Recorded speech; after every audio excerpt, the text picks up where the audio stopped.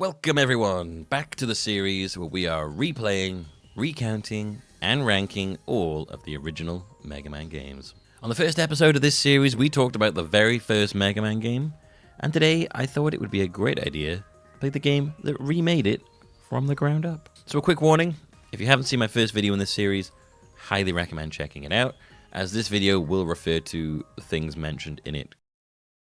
Mega Man Powered Up is the PSP remake of the original Mega Man and was released back in 2006. As you can already see, the game goes for a very different look than the original. However, apparently the chibi art style of this game is what was originally intended for the original game, but was just simply not possible at the time. So, love it or hate it, this is Keiji Inafune's original idea made flesh. Or I guess made digital. I don't really know where I was going with that one. I'm going to keep it in anyway. So, the original idea behind this game and the other PSP Mega Man remake, Maverick Hunter X, was to retell the Mega Man story with a more cohesive and thought-out plotline running throughout the games. As both of these remakes place a far heavier effort on the story and will change or adjust plot points that would have been kept going forward through planned remakes of the rest of the series. Now, you already know where I'm going with this, because the game, well, it didn't sell well, sadly, even despite the generally positive reviews. It's a massive disappointment, as I personally love the story in Mega Man, when it takes the focus. So, it is with a slightly somber tone that we delve into the ill-fated Mega Man Powered Up.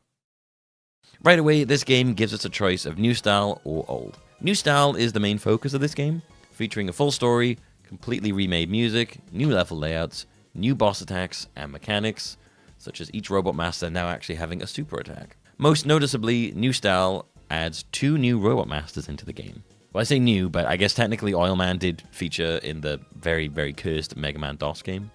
Hey everybody, Future Milby here, cutting in once again on another video. While I was making this video, I made a massive mistake, and I completely forgot to talk about the history of Oil Man. I meant to write it into the script later, but I forgot, so I'm going to do it here instead. I mentioned that Oil Man was technically appeared in the MS-DOS games before now, but long before all of this, Oil Man was actually originally going to be in the very first Mega Man game. There are pictures from the original Mega Man design document that feature Oil Man with a very different design, as seen here, alongside 2 other Robot Masters, Bubble Man and Bond Man. Now, these 3 were actually eventually cut out of the game because the limitations of the NES meant they could only have 6 Robot Masters. So they ended up taking Oil Man, Bubble Man, and Bond Man, and then turning them into just Iceman. Can you tell I didn't script this? I'm just doing this off the cuff, so it's a bit more loose and incoherent. Now, of the 3 that got cut, obviously Oil Man returns in Mega Man Powered Up, and Bubble Man returns in Mega Man 2. Bond Man, who seems to be some kind of glue-based robot, actually never pops up in any games, but does appear in a manga, I believe.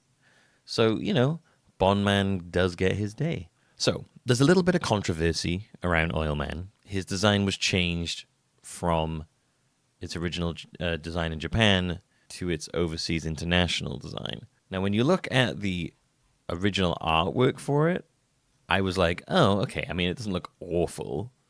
I get it, but it doesn't look awful.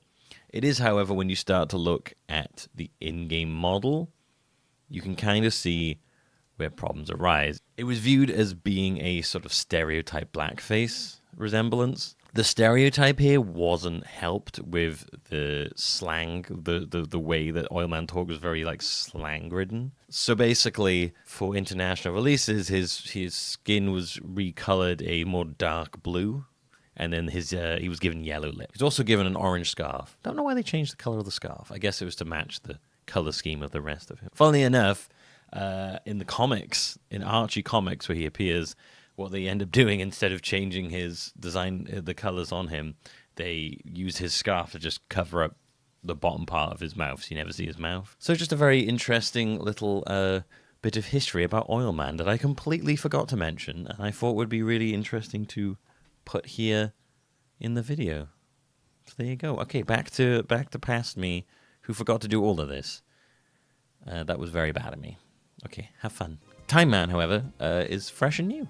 With the addition of the 2 new robot masters, the game has changed around quite a lot of the old weaknesses of bosses. So, you know, old tactics might just need a bit of a rethink. This game also adds a feature that I honestly really wish had been implemented into all the other Mega Man games. Beating robot masters with just your Buster will unlock them as playable characters to use through the whole game. If this remake series had continued, it would have been so much fun to play as many of the later robot masters through the series. This game actually has quite a few playable characters, and in total, I think it has about 11 characters in it. Those being Mega Man, and also Mega Man Variation, where he has his Charge Beam and Slide, both skills that appear in later games. You've got Bomb Man, you've got Guts Man, Cut Man, Fireman, Iceman, Oil Man, Time Man, Elec Man, Roll, and Proto Man. You don't know who Proto Man is yet, but you will later on. Not this game, but later on in the series. Most of these characters can be unlocked in-game, but I'm pretty sure Roll had to be downloaded through the PSP. And I also remember she had this massive amounts of outfits she could wear, because games have this real thing with having their female characters being very dress-up heavy.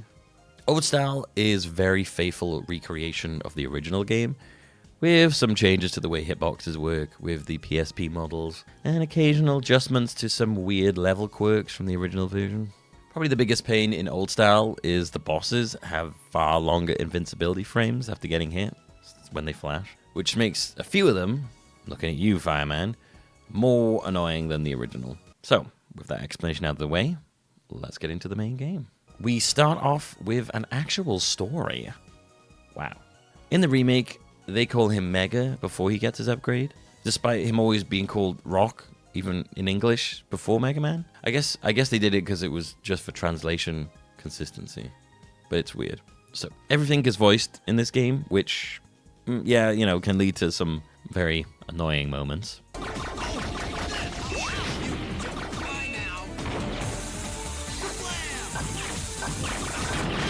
The voice acting in this is a bit rough, but I actually genuinely think it's more of a poor script that feels like it was directly translated from Japanese rather than localized into English, which leads to some very odd sounding lines. Hey, what'd you come out here for? Don't you got a place near your house for fill-ups? Oil Man, let's go home. You for real? Even if that just slipped out, we are still gonna do this. These conversations make no sense. Anyway, while he was given a voice that I don't think matches him at all. Dr. Light, I'll be taking your precious robots. And he steals all the Light's robots. He somehow manages to fit them in this like giant cartoon bag, which never fails to make me laugh. We get through a brief prologue. Mega becomes man. Light gives us a bad bit of dialogue. Listen, Mega. No, rather, Mega Man. Mega Man! Yes, that's it. From this moment on, you shall be Mega Man. And then we get a new stage just for this game, with a brand new boss at the end. The boss is just a giant hopping eyeball dude, but now he's in grey. And he's actually easier than the regular enemies. So, honestly, they should have just given us the regular mob. After all of this, the game now truly begins, and we're going to be starting off with Bomb Man once again.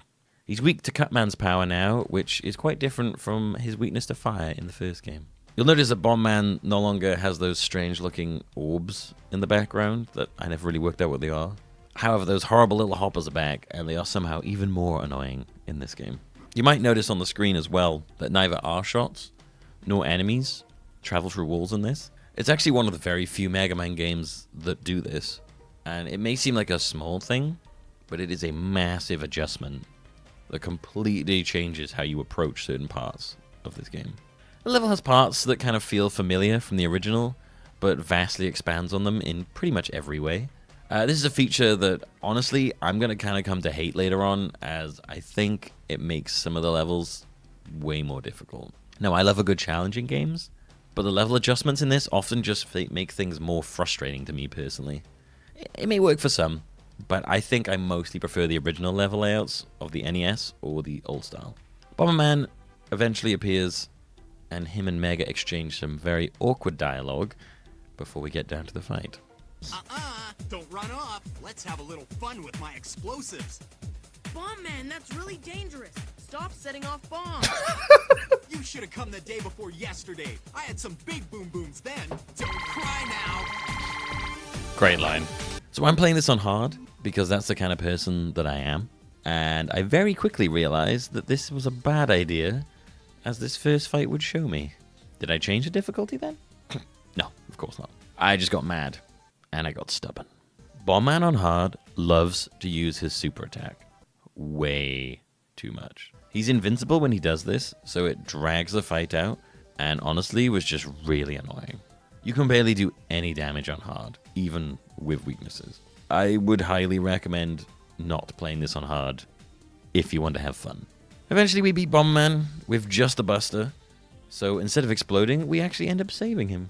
Yay! After that, you get a little cutscene with Light where he thanks you for saving him, and then you unlock him as a character to play as. Do we use him at all?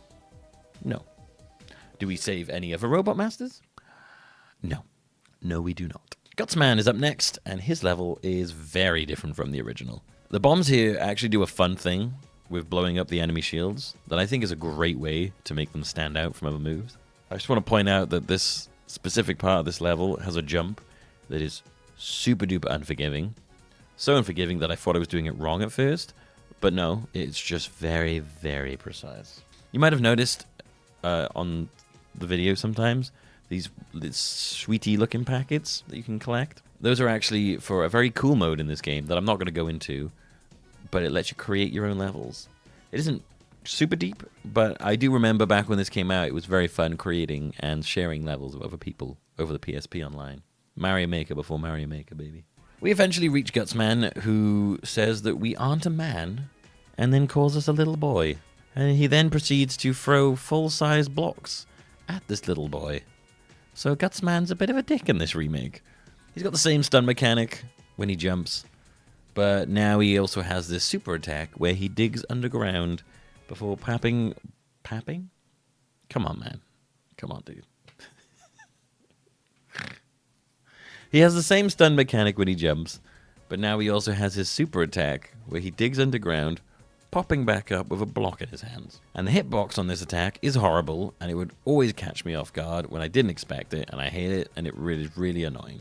There is a change to the way Bomb Man's power works in this that actually does make him a lot easier to hit, though. As the bomb explodes on contact with an enemy, as opposed to just going through an enemy and then exploding after a set time as it always would in the original, making it sometimes quite difficult to time hitting Gutsman. Gutsman goes down, and Cutman time is up next. I just want to say that I love this dude in Powered Up. His personality is so adorable compared to the others, mostly just all being like cheeky buggers. Gutsman level doesn't really have anything much to point out compared to the original. A little bit of different layouts, but nothing particularly stand out. The scissor machine is back, of course, very important to the lore. The freaky smiling robots are back in this, except now they don't have freaky smiles. And when I was playing this, it actually made me wonder if what I was seeing as smiles on the NES were actually supposed to be the metal as is shown in this game.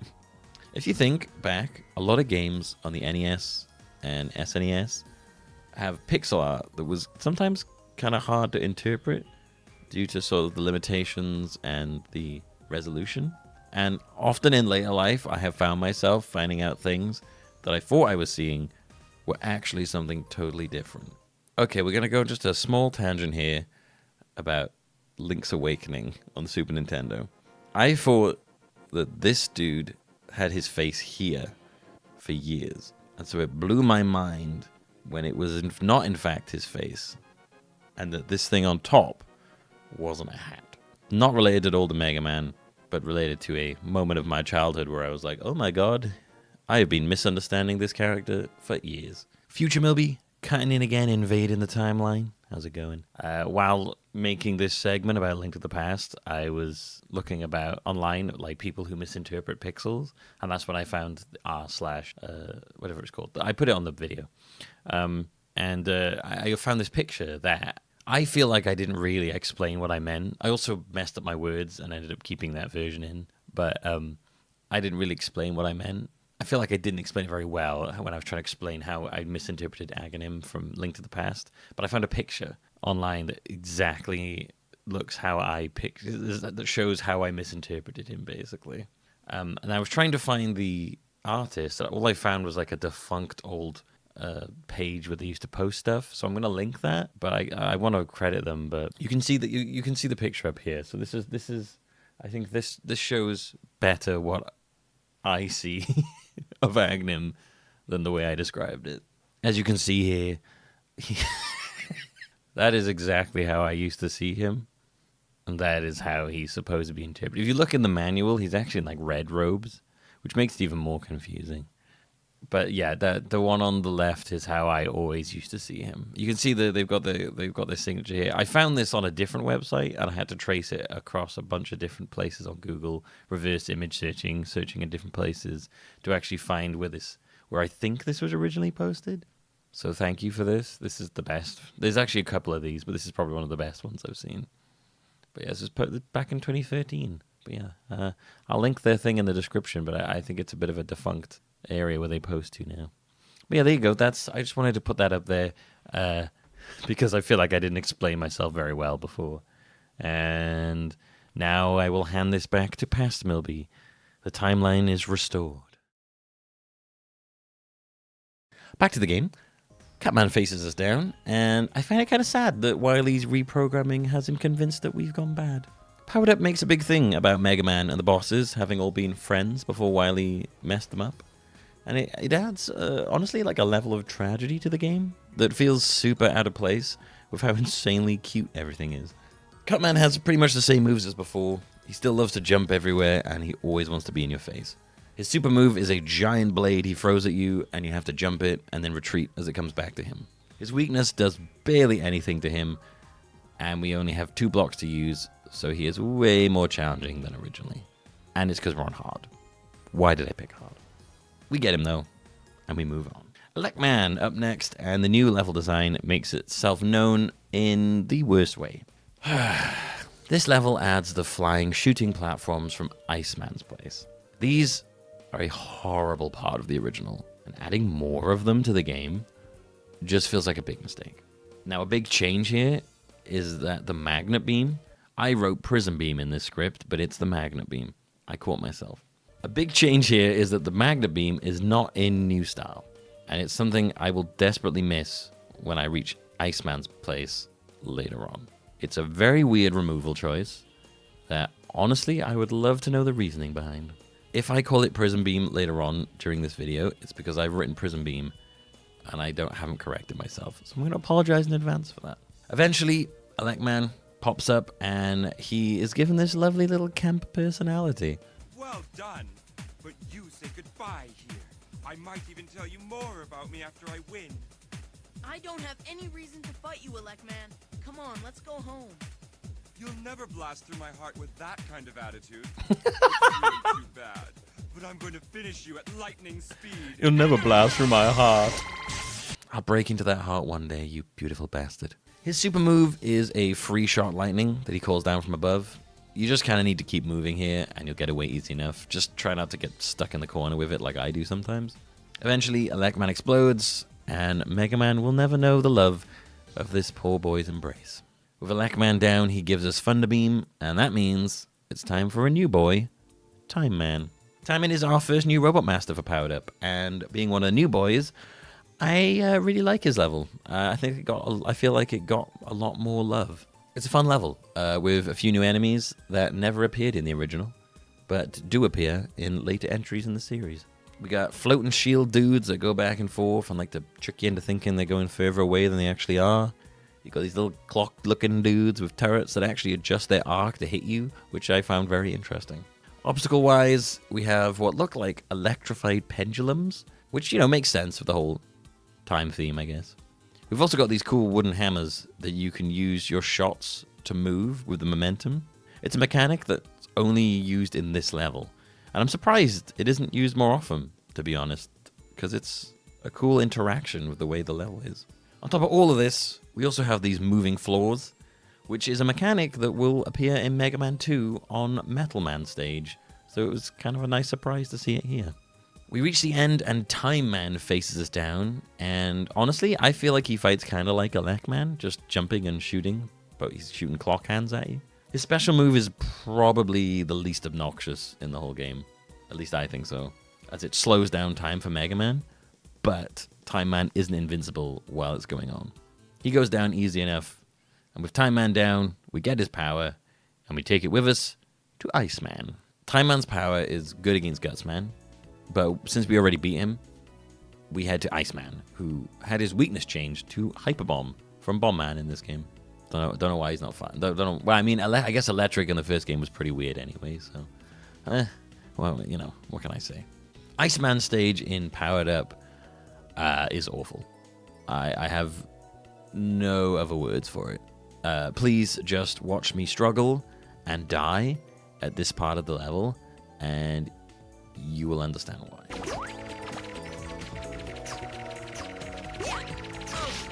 No, no, no! No! No, no! No! No!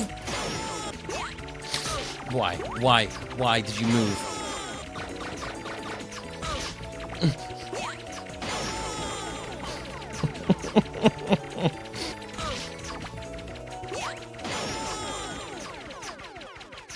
This is why I wish the prism beam, the platform beam. I've forgotten the name that I wrote earlier in the script, and now I refuse to look it up. Also, I think I got the name wrong when I wrote it before. Magna beam. I got it. There we go. I said I'd do this. Magna beam. I got it. Magna beam. This is why I wish the Magna beam was in this game. I think of all the levels in this game, this one gave me the most trouble. I don't love this section in the original, and somehow this part in Powered Up is so much worse. Eventually, we reach Iceman, and he is given a very sad backstory in this game. He's got a split persona, and he just seems very scared and confused. I'm not sure why they did that to him, but there you go. He has his old moves of shooting ice at you in a free stage pattern, and a new special move that drops icicles on you that can be used as platforms. I don't know if you can tell where the icicles will drop, so they just kind of hit me almost every time. He's not too hard to take down. He's a little bit difficult with the platforms because they make hitting him a bit more awkward, but he falls eventually, and we face Fireman next. Fireman's level was my favorite in the original, and honestly, it remains the same here. Things added, like the fireball throwing enemies, they make sense, and they add a challenge without an annoyance. There's not much else I can really say about this that I didn't cover in the original. It's still got the platforms you can freeze. It's got horizontal fires that you can freeze now as well. I think this is just a well-made, good themed level, and I always have fun playing through it. Fireman himself is vastly improved in New Style. His moves feel far more manageable, without the DPS race the original tends to feel like. He's given a southern stereotype US accent, which weirdly suits him. I'm not sure what that says about me. Do I think everyone in the South is a firebug? I don't know. His special move does this fire wave along the floor that I barely got to see how it works because you can just freeze it and ignore it. Fireman's defeated fairly easily, and we move on to the final Robot Master, Oilman. Oilman is new to this game, but as I said before, has actually appeared in Mega Man DOS before. He is, however, very different in this. Oilman's stage is actually themed around oil, which is lovely. Again, the new characters in this game, they get their levels looked at the best. It features oil slicks all over the floor that when you attempt to move on, cause you to fall over, like slip, like you're on oil. It's a little annoying, but it makes for a fun obstacle that you kind of only really need to jump to overcome. A fun little interaction in this stage is with fire, as it can set the oil ablaze. Now, at first, this might seem like a bad idea, because now you've just got a big flaming fire pit. But after like a short time, it actually burns the oil off leaving you completely free to carry on without even have to worrying about the oil to slip on. It's amazing. I love this little interaction, and like I said before, I wish they did it more. After a series of fireball throwing enemies, because of course, you know, they want to set the floor on fire around you, we get to Oil Man, who gives us the standard confusing dialogue. Hey, what'd you come out here for? Don't you got a place near your house for fill-ups? Oil Man, let's go home. You for real? Even if that just slipped out, we are still gonna do this. What? What are you talking about? It's a fun fight. Jumping up and dropping free oil shots on us that, you know, if you stand on them, will make you slip. But you can also light on fire. And lighting them on fire is actually very handy, as it will damage Oil Man, even during his special move, where he's normally invincible. So he gives us a little bit of trouble, but nothing we can't really overcome quite easily. With that, all of the Robot Masters are down, and Wily challenges us to come to his castle. Dr. Light calls him an awful, awful man, which, wow, Light really going for the jugular there. Wily's castle is much better in this game than the original. It makes good on the promise of the original by genuinely testing you on all the game mechanics so far, and I really appreciate it. I feel like we got a taste of that when we played the first game, but now Mega Man Powered Up makes it into an actual, like, gauntlet. It's not too distinctly different from the original. You still have a lot of the same things, but with just more, so I'm not going to go over it in too much depth. Eventually, we make our way to the boss, and it is our old favorite, Yellow Devil. Now, Yellow Devil's been given a real upgrade in New Style. He's been given a move where he attempts to slam his fist into you, and then best of all, he's been given a great-looking eye laser that you can kind of switch up on you coming from above or below. There is one thing that really gave me trouble here when I was playing, and that was that they changed the pattern of his blobs from how they were in the original game. And it took me like quite a few attempts to learn the new pattern. But, you know, like the original, it got way easier once I memorized it. One last thing about Yellow Devil is that they changed his weakness to fire. It's an odd change that, again, I have no real reason for. I don't know. Either way, Yellow Devil is defeated after a couple of attempts, and we move on. Wily Stage 2 is completely different in Powered Up, as they switched it with Stage 3 from the original. The long, boring hallway that we simply had to stand in place and do nothing more than shoot has been completely redone into a far more dangerous tunnel, full of enemies that you need to skillfully dodge around and take out with quick timing.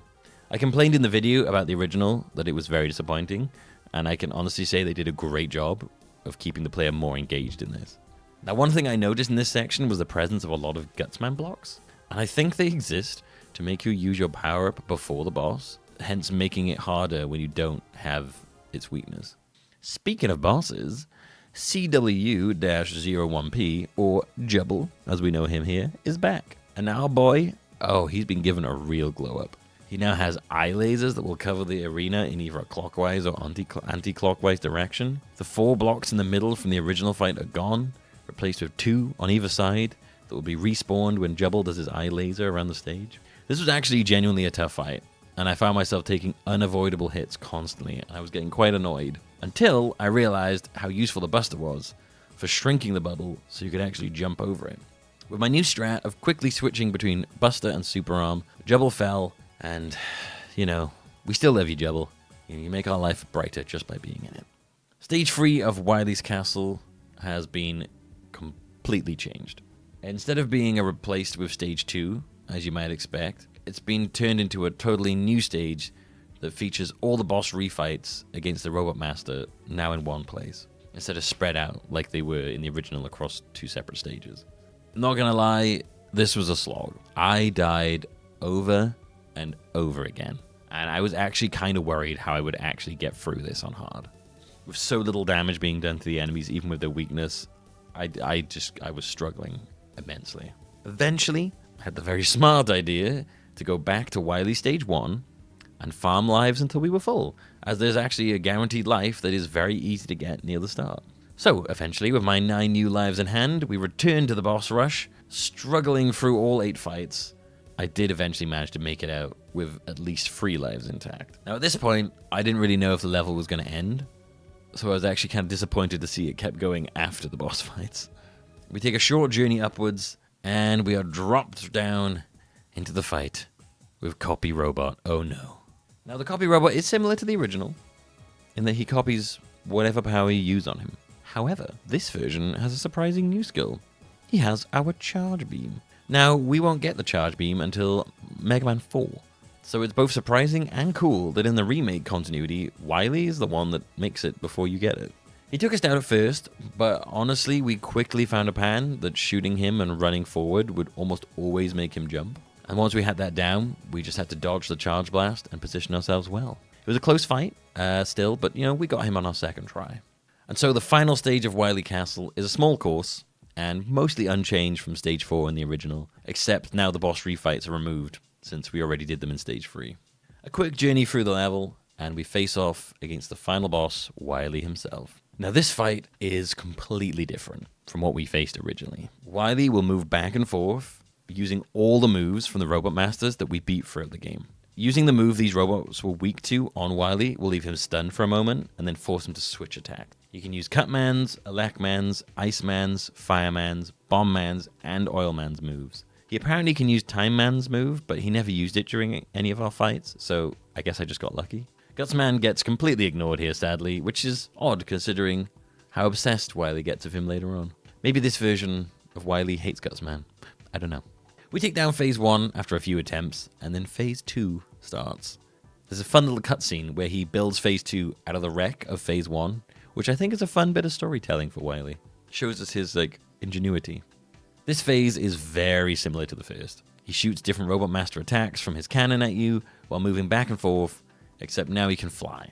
The new skill here is a move where he gets 4 spikes out and charges at you. Now, I was very confused at this part because he kept doing it to me, and I could do nothing to stop him. The fight was really starting to get to me. I was getting frustrated because most of the time I couldn't tell what he was going to use. This often led to me taking hits I felt were unfair, as he was right in my face and I had no time to react. This is where I had to seek the internet's help, as I was very confused at what I was missing with this boss and his spike attack, because it just felt like I was missing. It felt so unfair that it felt like I was missing something. As it turns out, there's actually a light on top of the machine that changes color to tell you what power Wily's using. I felt like a fool for not noticing this, and found myself immediately having an easier time with the battle. The spike move could at least be beaten now by using his weakness against him. And after a few more attempts, we finally defeated Dr. Wily. He tells us he's a changed man, and Mega Man jumps into the air in celebration without really acknowledging it. And that's it. We beat Mega Man powered up. We get a quick bit of text that was way too fast for me to fully read, and Mega Man does his running thing while thinking about all the friends he killed along the way. Congratulations, you horrible murderer. It's nice that Roll and Light had a bigger part in this game, rather than just kind of appearing at the very end here. At this point in the series, as this was made way later on into the Mega Man games, Roll had actually been quite well established, so it's not too big a surprise, but it's still very nice. This game is a mixed bag for me. I like the new look mostly. I love the redone music and the larger focus on story. However, I just feel like most of the changes to existing levels were for the worse and made them more annoying. Time Man and Oil Man's levels were definitely the best additions to the game, with their levels being highlights. I still wish the game had just done better, so we could have gotten more remade Mega Man, but sadly we never will. And with all that said and done, it is time to give you my boss rankings for Mega Man Powered Up. 13 bosses this time, so here we go. Right at the bottom, at 13, is Big Eye. I know he's supposed to be a simple fight, but he's easier than the enemies he's based on. Sorry, buddy. 12, we got Gutsman. His new fight has some horrible hitboxes that make it really unenjoyable to do. Number 11 is Bomb Man. With his new super move, he loves to spam this fight, just becomes a frustrating iframe nightmare. Number 10 is Iceman. He's not too bad a fight, but I don't like that you can't see where the icicles are going to fall, so it knocks him down a bit. Number 9 is Fireman. He's much, much easier than he was in the original. And this is going to sound silly after my complaints against him, but maybe he's a bit too easy now. You can't please me, okay? Number 8 is Time Man. He's basically Elec Man, except he doesn't want us to love him. Number 7 is Elec Man. His new personality is great, and his special is pretty fun to dodge once you get it down. Number 6 is Oil Man. He's new to the team, and he makes a really great impression. His oil shots are hard to dodge, but then very satisfying when you get it right. Also, I love that he surfs on the oil. Number 5 is Cutman, my beloved Cutman. He's a simple guy, but, you know, that's just what makes him so fun to fight. And number 4 is Jubble. We love Jubble, and his new skills make the fight so much better. But improvements to the other bosses have kind of left him in 4th. Yellow Devil at 3rd. Given his new set of skills, I think this great fight just gets better. Lasts a little too long and hard, however. And number 2 is Copy Robot. I hated this fight in the original. It was at the bottom of the list. And now it's my 2nd favorite. The change to him having a charge beam and learning the pattern genuinely makes this a very satisfying fight.